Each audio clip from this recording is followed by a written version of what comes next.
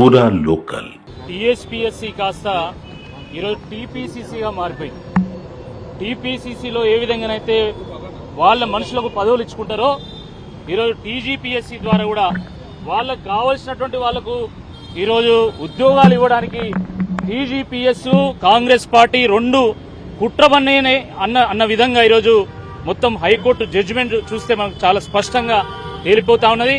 కాంగ్రెస్ అంటేనే అది స్కామ్ల పార్టీ.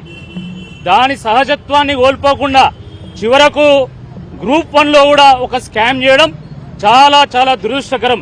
ఈరోజు నిరుద్యోగుల పరిస్థితి ముందు గొయ్యి వెనుక నొయ్యి అన్న చందంగా ఈరోజు ఉన్నది. ఎందుకంటే ఏళ్ల తరబడి ఒక నోటిఫికేషన్ కోసం ఎదురు చూస్తే ఆ నోటిఫికేషన్ కాస్త గద్దల్లాగా ఎత్తుకోబోయి దొంగలు ఊరు వంచుకున్నట్టు ఈరోజు అంగట్లో సరుకుల్లాగా ఈరోజు ఉద్యోగాలను పంపిణీ చేయడం చాలా దుర్మార్గము.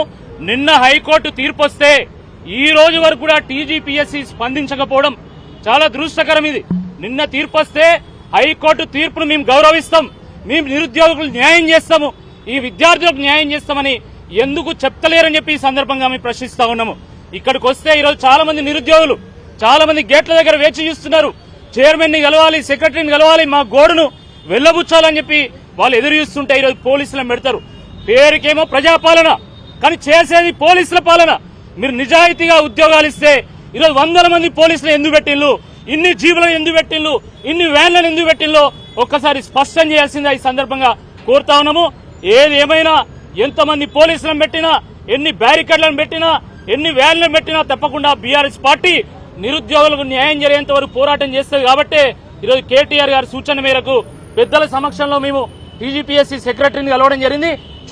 చైర్మన్ గారు ఎందుకు లేరో మరి వారే సమాధానం చెప్పాలి. కాబట్టి ఇప్పటికైనా మరి కాంగ్రెస్ మరి ఇప్పటికైనా కాంగ్రెస్ ప్రభుత్వం నిరుద్యోగులకు న్యాయం చేస్తామని ముందుకు రావాల్సిందిగా, చేసిన తప్పుకు క్షమాపణ కోరాల్సిందిగా ఈ సందర్భంగా మేము డిమాండ్ చేస్తున్నాం. జై తెలంగాణ, జై కేసీఆర్.